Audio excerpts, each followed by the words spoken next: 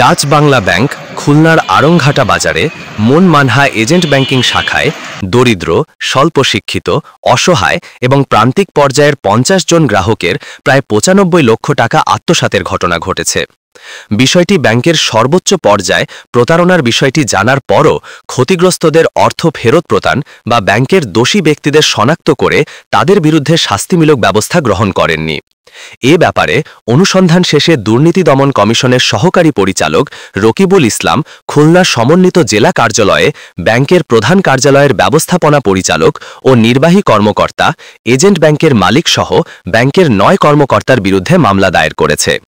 মামলার সূত্রে জানা যায়, মামলার বাদী এজাহারে জানান ২০১৮ সালের ১৮ অক্টোবর খুলনার আড়ংঘাটা বাজারে মন মানহা নামে Dutch Bangla bank rocket and agent banking অফিসের অনুমোদন পান।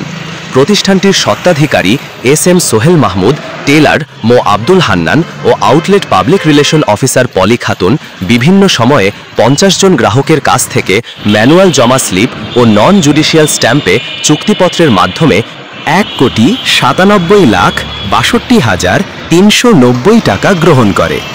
এর মধ্যে ৯৪,৯৭,৫৬৬ টাকা ফেরত প্রদান না করে আত্মসাৎ করেন। ২০২৩ সালের ৬ ফেব্রুয়ারি তারা শাখাটি বন্ধ করে তারা পালিয়ে যান।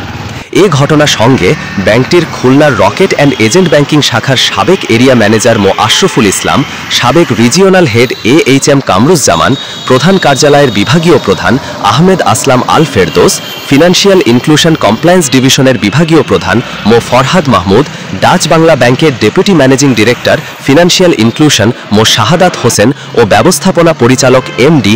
আবুল কাশেম মো. শিরিন পরস্পর যোগ সাজশে এ কাজ করেছেন। আভ্যন্তরীণ তদন্তে ঘটনার সত্যতা মিললেও তারা কোনো ব্যবস্থা নেননি। এমনকি এজেন্ট শাখার প্রতারিত গরিব, স্বল্প শিক্ষিত, অসহায় ও প্রান্তিক পর্যায়ের গ্রাহকদের টাকা ফেরত পাওয়ার জন্য বাংলাদেশ ব্যাংকে দেয়া এজেন্ট ব্যাংকিং গাইডলাইন অনুযায়ী গ্রাহকদের জমাকৃত অর্থ ফেরত প্রদানের বিধান থাকলেও তা করেনি ব্যাংক। এমনকি ব্যাংকের দায়ী ব্যক্তিদের শনাক্ত বা তাদের বিষয়ে শাস্তিমূলক ব্যবস্থা নেননি। মামলার বাদী সহকারী পরিচালক রকিবুল ইসলাম জানান, দুদক ঢাকা অফিসের নির্দেশনা অনুযায়ী সোমবার ডাচ বাংলা ব্যাংকের এমডি সহ ৯ জনের বিরুদ্ধে মামলাটি দায়ের করা হয়েছে। ডেস্ক রিপোর্ট, বাংলার গেজেট।